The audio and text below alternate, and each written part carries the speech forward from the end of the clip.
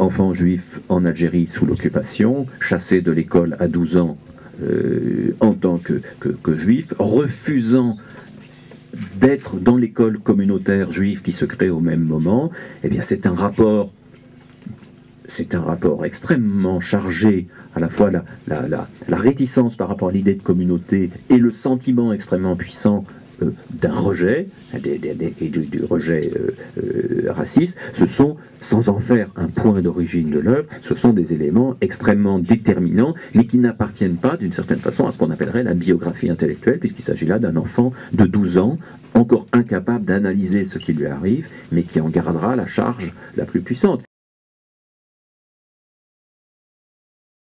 Il ne faut pas attendre de la biographie de nous donner l'explication ultime et le point d'origine de toute son œuvre, mais il ne faut pas attendre non plus l'idée qu'on atteindrait le tout d'un homme. Et ceci joue sur plusieurs plans. D'abord parce que l'émergence d'une pensée, c'est quelque chose qu'on sent se faire, mais qu'on ne peut pas observer de l'intérieur. Par exemple, Derrida va parler, il y a beaucoup de textes autobiographiques chez Derrida, surtout dans la période tardive, il va évoquer une adolescence de 32 ans, le fait que sa maturation est tardive. Il se trouve que ma première partie, qui s'appelle Jackie, c'est son vrai prénom, s'arrête fin 62, moment de sa première publication sur Husserl, très importante, mais aussi moment de l'indépendance de l'Algérie.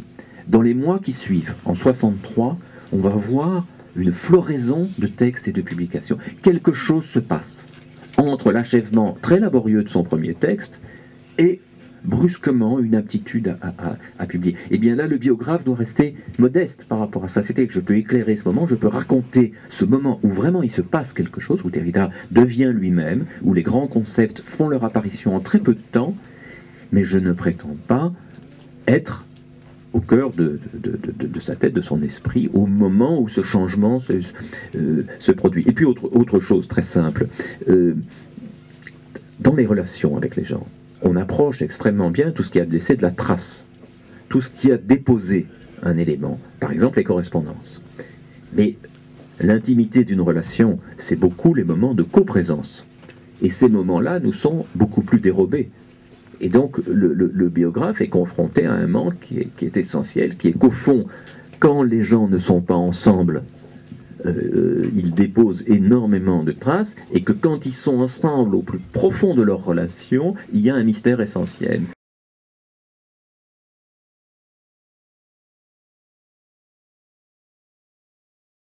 Ce n'est pas un essai sur la biographie, c'est à coup de petites notations, peu à peu, qu'on voit l'ensemble des questions qui se posent.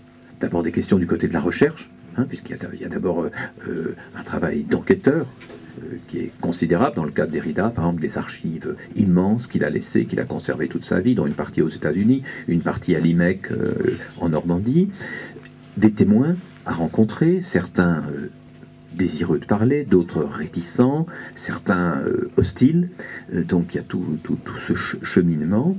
Et puis évidemment, il y a une autre deuxième dimension dans la biographie qui est un travail d'historien, essayer non pas de restituer un homme tout seul dans une idéalité pure, mais de le raconter dans son temps, raconter Derrida, c'est-à-dire quelqu'un qui n'a pas toujours été Derrida, quelqu'un qui naît dans un monde où rien ne le prédispose à devenir un jour un grand philosophe internationalement connu, et puis l'histoire tout court, c'est-à-dire Derrida et la guerre d'Algérie, Derrida et la pression marxiste pendant les années 60, à l'école normale supérieure et ailleurs, Derrida et mai 68,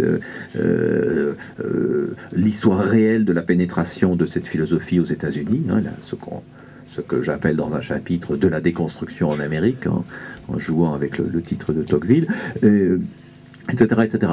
Et puis, un troisième aspect dans la biographie, qui est quand même un aspect d'écriture, au sein de cette immense masse d'informations qui a été recueillie, dans ce rapport permanent entre l'individu à l'avant-plan et un monde autour de lui, le monde des penseurs qui l'entourent, des écrivains qui l'admirent, mais aussi l'histoire large. Tout ça, il faut l'écrire, et à un moment l'écrire d'une manière aussi fluide, aussi narrative que possible, sans éliminer les difficultés, sans éliminer les enjeux, mais sans transformer le livre en un essai.